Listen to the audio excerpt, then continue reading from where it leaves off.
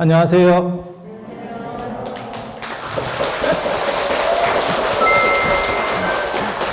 자, 오신 분들이 어떻게 보면 최강자들입니다. 이게 두 종류의 최강자지.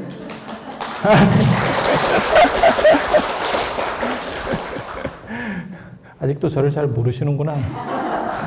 좋은 말이 나올 거라고 생각을. 신심이 최강자인 경우도 있을 거고, 집안에서 최강자인 경우도 있을 거고, 지금 여러분들 이렇게 보면 그렇게 되는 거죠. 그러니까는 누군가의 딸에서 시작을 해서, 인생이 딸에서 시작해서 며느리랑 이제 겸직을 하잖아요. 이제 성장을 하면. 그렇지 않아요? 딸이기도 하고 며느리기도 하고, 그렇죠. 그리고 이제 세월이 더 지나면, 딸하고 겸직을 하는 게 아니고, 이제, 며느리하고 시어머니하고 겸직을 하게 되는 거죠. 그렇게 올라가잖아요. 그렇잖아요.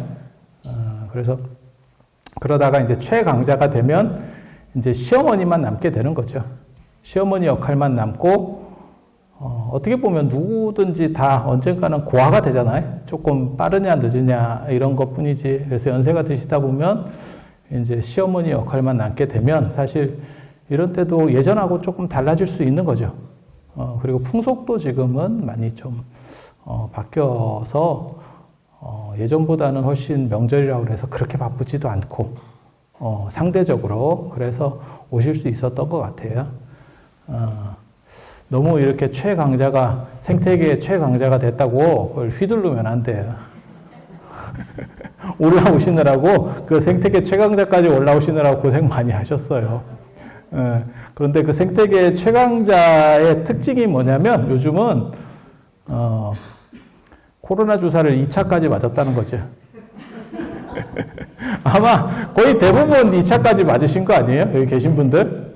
사실은 마스크를 벗어도 되는데 아직 안 맞으신 분들이 있기 때문에 누구를 뭐 벗게 하고 어쩌고저쩌고 하면 혼란스러울까봐 아마 못 벗게 하는 것 같아요. 그래서 개인적으로 제가 이렇게 보면 이제 여기 원래 월정사 법당 이름이 뭐였는지 아세요? 저런 메인 정각?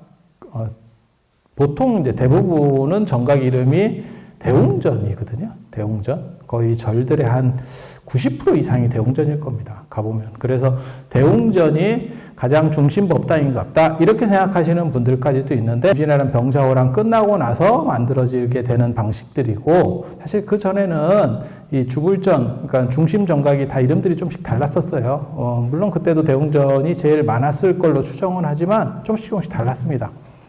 그래서 그게 종파마다 달랐는데 임진왜란 병자호란 때 한번 싹 불나고 나서 재건축되는 과정에서 통일성이라는 게 생기게 되거든요.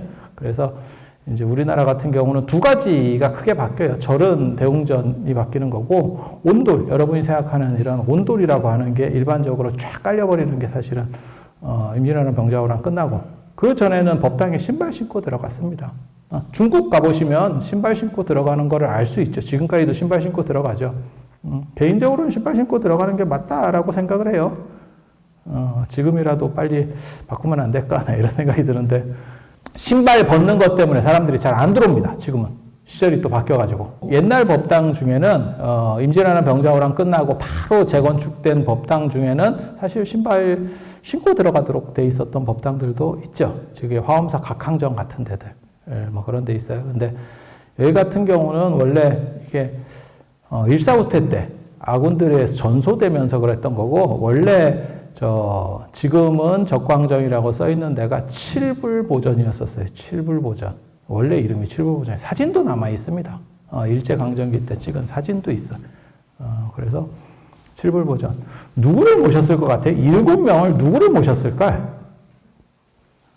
누구를 모셨냐면 부처님은 두 분을 모셨어요. 저도 어떻게 모셨는지 진짜 궁금한데, 그게 비로자나 부처님하고 석가모니 부처님을 모셨고, 문수보살, 보현보살, 관세음보살, 대세지보살, 그 다음에 지장보살. 짝이 아구가 잘 안 맞아요. 7불인데, 부처님 2분이고, 그 다음에 보살 5분을 모셨어요. 근데 이 배치가 이렇게 상상을 해보면 굉장히 좀 애매합니다. 부처님을 세 분을 모시고 중간중간에 이렇게 네 분을 넣었어. 이러면 말이 쉬운데, 애매한 이게 도대체 어떤 구조였을까? 저도 궁금해. 그때 아내를 한번 찍어놓은 사진이 있었으면 진짜 대박인데, 그게 없는 게 좀 안타깝죠. 근데 왜 여기서 이런 이상한, 칠불보전이라는 이름이 나오냐면, 저 위쪽에 5대가 있잖아요. 그 5대에 있는 존상들의 메인을 다 모신다라고 생각을 해서 밑으로 내려온 거예요. 그래서 중국 5대산에 가보셨어요? 아니, 뭐, 기대는 안 해요. 기대는 안 하는데, 제가 여기서 한 1년 정도 이렇게 법문을 하면서 기대를 버렸습니다. 특별히 이렇게 안 가보는 걸로. 거기 가보면 되게 재밌어요. 그게 동서남북, 여기 똑같아요. 다 이렇게 동서남북 중앙에 5대가 있어. 근데 거기는 다 문수보살만 있는데, 그게 무슨 총명문수, 지혜문수, 무구문수, 그 다음에 유동문수, 그 다음에 사자후문수, 뭐 이렇게 해서 5군데 다 문수보살이 있는데, 강희제가 중국의 이제 청나라의 최대의 군주, 그 다음에 청고일제라 그래요. 천년에 한 번 나올까 말까한 그런 대단한 황제인데 진짜 정치를 잘했거든요. 그래서 러시아도 깨고 제정 러시아도 깨고 막 엄청 지금 티베트가 먹히는 게 사실은 그때 다 먹히는 거예요. 그때 막 싹 쓸려 들어갑니다. 그렇게 지금 중국보다 더 커요. 지금 중국보다 더 커. 그랬는데 이 강희제 아버지하고 얽힌 사연이 있어요. 그게 이제 믿거나 말거나 하는 사연인데, 강희제 아버지가 순치제라고 하는 이 황제인데, 이 양반이 오대산에 출가했다라고 하는 썰이 있어요. 썰이. 이제 그 출가 시가 있거든요. 지금도 그 시가 남아 있습니다. 그래서 순치 황제 출가시 이래서 내가 전생에 승려였는데 뭘 잘못해서 내가 황실에 떨어져서 이렇게 황제가 되었는가 이러면서 나는 다시 돌아가겠다. 돌아가겠다. 이제 귀천 뭐 이렇게 하듯이 이러면서 그 편지를 하나 딱 남기고 출가했대, 오대산으로. 그래서 이제 뭐 강희제가 아버지 만나러 뭐 3번씩 갔다 뭐 이런 썰들이 있어요. 진짜인지 가짜인지 몰라요. 정확하게. 근데 이런 기록들은 그러니까 뭐 순추환제 출가시나 이런 것들은 다 있어요. 그런데 그 행적이 좀 약간 애매합니다. 그래서 100% 확실하다 이렇게까지는 말씀을 못 드리는데 아무튼 그런 아주 유력한 설 중에 하나예요. 그렇게 해서 이제 아들이 이제 만나러 가니까 뭐 안 만나줬다 뭐 이런 뭐 얘기들이 있는데, 이 강희제가 중국 오대산에 가니까 5대를 다 참배를 하고 싶었다는 거예요. 근데 거기를 다 가자니 너무 힘들어. 지금도 마찬가지죠. 차가 있으니까 지금은 갈 수 있는 거지만, 여러분 여기 5대 다 한번 가보셨어요? 돌아보셨어요? 그래서 황제가 다 보고 싶대. 근데 이게 문제는 가마 타고 가는데 밑에 사람도 죽을 맛이지. 중국 오대산의 북대는 3,000m가 넘어요. 뭐 그렇게 놀랄 거는 없습니다. 지금은 아주 좋아요. 지금은 저 같은 제가 중국산 굉장히 좋아하거든요, 여러분. 몰라서 그렇지. 제가 한국산 별로 안 좋아하고 전 중국산 매니아예요. 중국산은 턱 밑에까지, 진짜 코 밑에까지 차로 대줍니다. 뭐 3,000m는 뭐 다 지랄이고 필요 없어. 그냥 코 밑에까지 차로 가. 그래서 내려서 한 5분이면 정상이야. 너무 좋지. 밑에서부터 올라가면 그 3,000m면, 야, 그건 일반 사람은 못 갈걸요? 그건 전문산악인 뭐 이래야 가는 거 아니에요? 백두산 정도면 한참 가는 거고요. 백두산 가보셨어요? 백두산 가면 그건 좀 밑에다 내려줘요. 그래서 살짝 걸어 올라가야 되고, 이제 저 오대산 같은 경우는 그래서 오대를 하루 만에 다 돌 수가 있어요. 일정만 잘 짜면. 차로다가 움직이니까. 그래서 3,000m를 가마로 간다고 생각해봐요. 이게 보통 일이겠나. 그리고 황제 가마는 큽니다. 그러면 그 가마가 올라가려면 길 다 닦아야 되고, 그 보통 일이 아니겠지. 그래서 대라정이라고 하는 데다가 생각을 한 거예요. 5군데를 다 참배할 수 없으니까 대라정에다가 5, 그러니까는 문수보살을 그대로 복제를 해다가 5분을 다 모신 거예요. 그게 지금 대라정 보살이라고 하는 데거든요. 여기도 마찬가지예요. 여기도 똑같은 거예요. 그래서 저 5대에 있는 불보살들을 다 종합적으로 모셔서 칠불보전이 예전에 있었어요. 그래서 여기만 참배하고 가든지 지금도 여러분들이 지금 차가 들어가도 안 가잖아. 근데 옛날에 걸어서 오면요. 진부에서 여기까지 오는 것만 해도 이게 한나절입니다. 근데 이거를 어떻게 상원사가 진짜 꼴짝이었다니까 지금. 여러분이 지금 생각을 하시면 안 돼. 사실 근데 지금도 여기서 또 차 타고 한참 들어가야 되잖아요. 그죠? 상원사는 가보셨어요? 중대 다니실 수 있으면 중대 부지런히 다니세요. 왜냐하면 그게 얼마 전까지만 해도 스님도 함부로 못 갔어요. 함부로 스님도 못 갔었어요. 그래서 그 위쪽에서 5대를 남대는 여기 아닙니다. 훨씬 저 안쪽에 있었어요. 이 월정사 바로 옆에 남대에 있는 거 아닙니다. 다 이렇게 떨어져 있어요. 그래서 저 북쪽, 그러니까는 저 안쪽에서 가장 메인 사찰, 전체를 관리하는 메인 사찰이, 그러니까는 동대, 서대, 남대, 북대, 그 다음에 중대, 요 5개를 관리하는 사찰이 상원사라고 보시면 되고, 그 다음에 요 밑에서 또 하나의 총괄 사찰이 월정사, 이렇게 보시면 돼요. 그렇게 해서 여기 있다는 그 7분을 다 모셨다라고 하는 거예요. 근데 약간 다르지, 실제로는. 왜냐면 동대에는 관세음보살, 그 다음에 남대에는 지장보살, 그 다음에 서대에 원래 대세지보살, 여기가 보살 특구입니다. 정확하게 말하면. 그 다음에 북대에는 원래는 미륵보살을 모셨어요. 지금 이제 미륵암 이렇게 하면서 이제 복원하고 있는데, 그러다가 나중에 나한신앙으로 바뀌거든요. 나한신앙으로. 그게 이제 고려 때 바뀌는 것 같아요. 고려 때. 그래서 원래는 미륵 보살을 모셨다가 살짝 이제 신앙의 그것도 이제 유행이라는 게 있거든. 신앙들도 다 유행이라는 게 있어요. 어떤 때는 육자 대명왕지는 운만이 반명을 또 한참 하던 때가 있고, 어떤 때는 능엄주 하던 때가 있고, 어떤 때는 춘부다란이를 하고, 어떤 때는 또 광명진언을 하고, 이게 좀씩 유행 이런 거 못 보셨어요? 전통적으로 해오던 것들은 전부 다 천수경 안에 들어있다라고 보시면 돼요. 그러니까 천수경 안에 없는 거는, 천수경 안에 없으면서 중요한 거는 반야신경. 그러니까 반야신경은 천수경보다 더 많이 해요. 모든 법회나 기도 끝날 때 전부 반야신경을 하니까. 천수경 안 할 때도 반야신경을 하니까. 그러니까 반야신경은 너무 등치가 크니까, 그러니까 쉽게 말해서 레벨이 높으니까 이 안에다가 넣을 필요가 없는 거예요. 독자적으로도 충분히 그게 있어요. 그리고 사대주 이래가지고 불설소재길상다란이, 그 다음에 수능엄신주 이런 것들이 있어요. 그 4가지도 원래 절에서 계속 했었습니다. 그래서 그 사대주하고 그 다음에 저 반야신경하고 천수경 안에 나머지는 거의 다 들어가 있다고 보시면 되고, 여기서 언급이 안 되는 건 사실 전통적으로는 잘 안 했습니다. 그래서 상식적으로 알아두시고, 이제 북대에는 원래 미륵이 모셨는데, 그 이제 신앙들이 약간 이렇게 좀 인기가 없어가지고 누군가 어떤 주인가가 바꿨겠죠.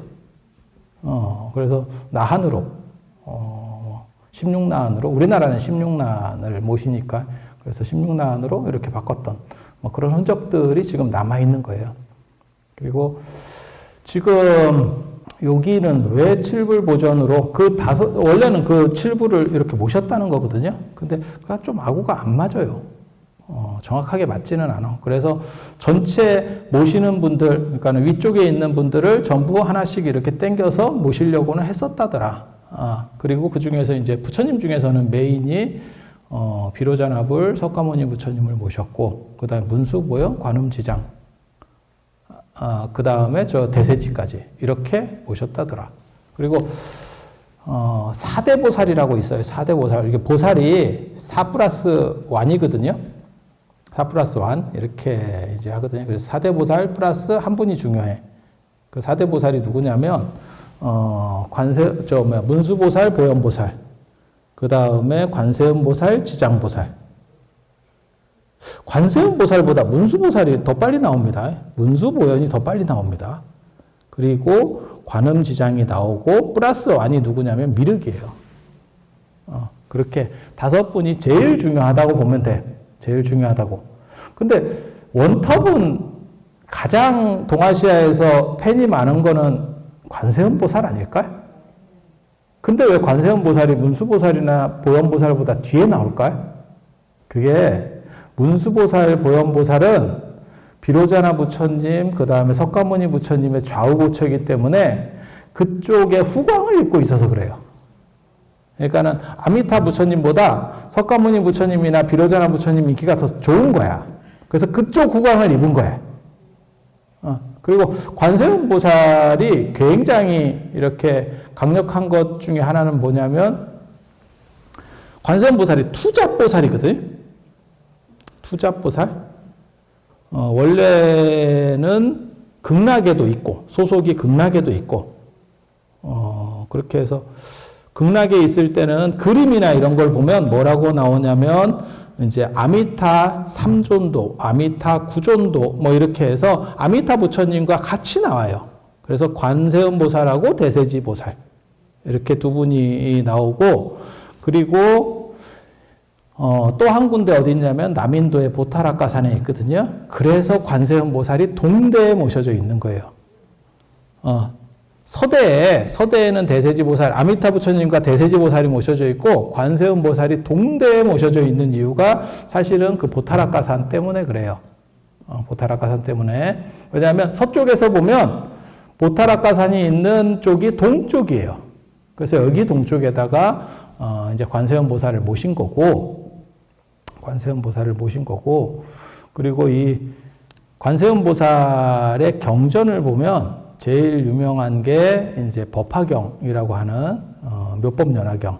대승불교, 동아시아 대승불교에서 제일 중요한 경전 3개를 꽂아라 이러면 화엄경, 법화경. 화엄경, 법화경. 그리고 또 하나 반야경.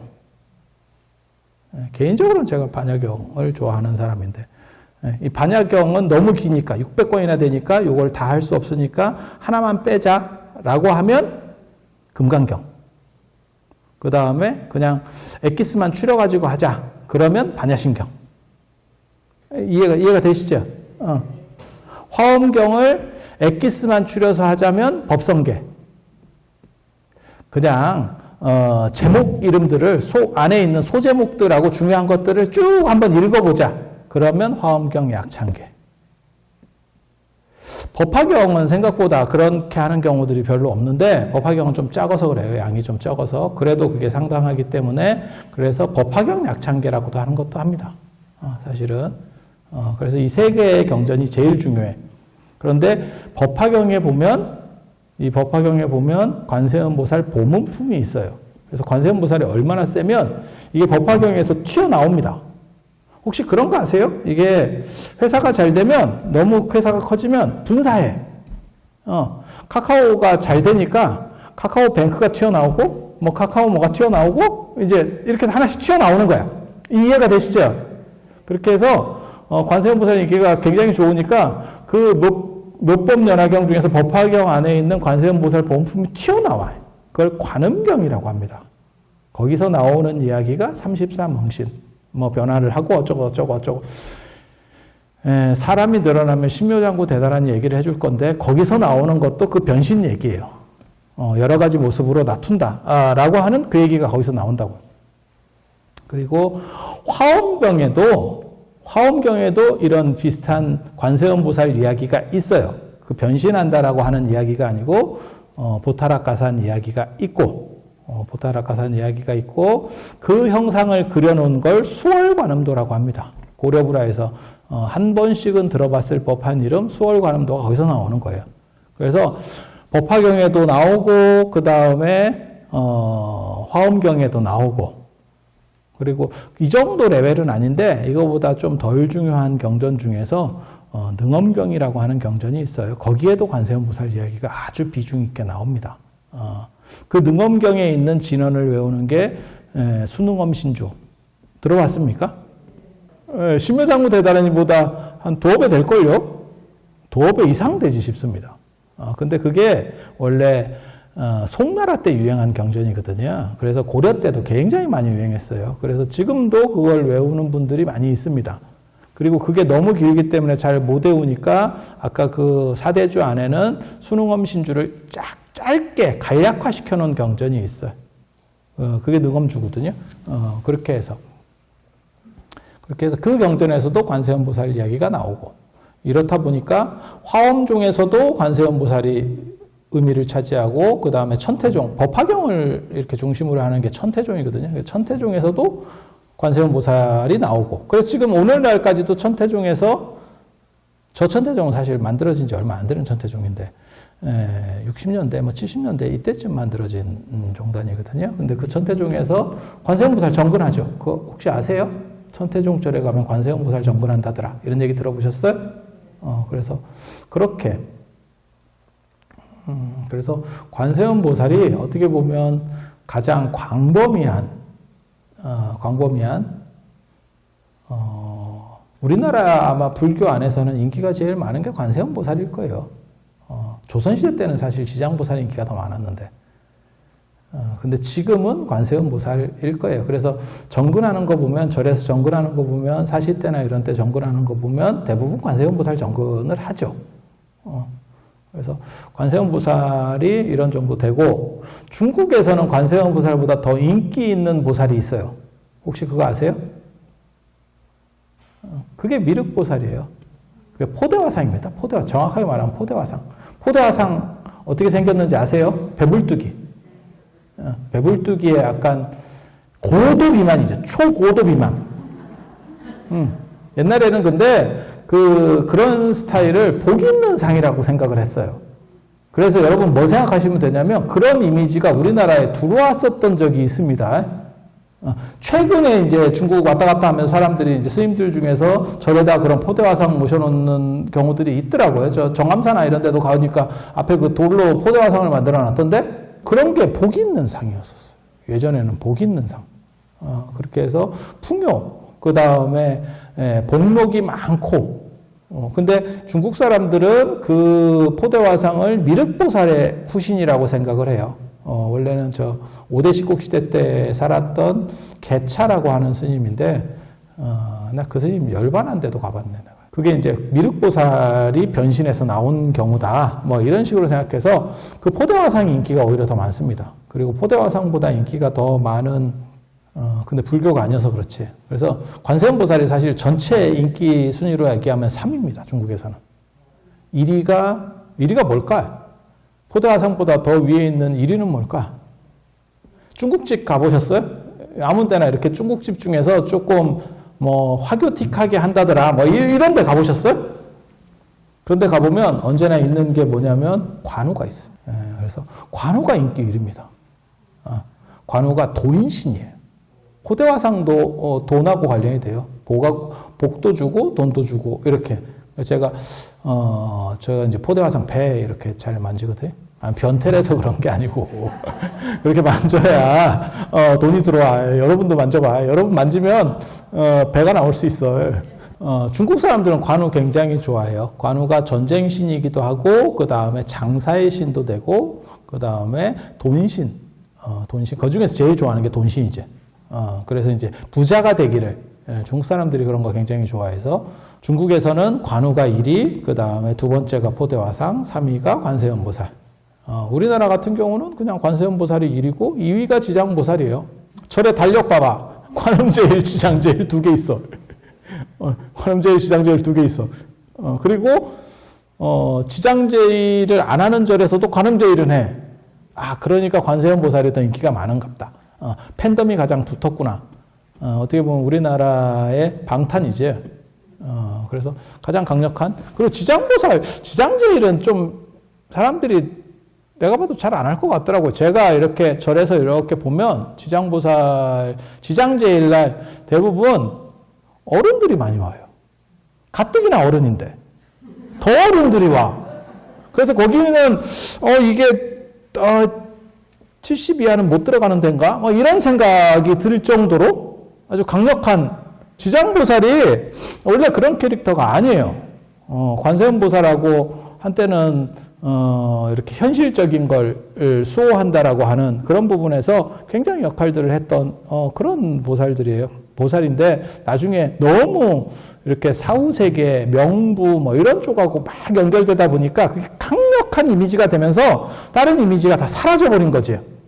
그런 생각 안 들어요? 그 예전에 그 로미오와 줄리엣 그 영화 보면 그 여배우 오드리 헵번도 저는 딴 사람들은 모르겠는데 여러분들은 어떠실지 모르겠는데 저 같은 경우는 그게 로마의 휴일이 머리에 박혀가지고 딱 보면 나는 로마 휴일이 생각이 나거든. 이렇게 이미지가 딱 박혀버리면 사실 변동하기가 조금 쉽지가 않은 게 있어요. 너무 대박이 나서 우리나라 대표적으로도 우리나라에도 그런 거 있잖아요. 문근영이 그 너무 좀 약간 어린 티 비슷하게 딱 이미지가 박혀버리니까 뭐 다른 걸로 나오기 굉장히 어렵게 되는 그런 거 비슷하게 생각하시면 되죠. 그래서 지장보살 같은 경우는 딱 박혀버리니까 그래서 그런 문제들이 존재한다더라.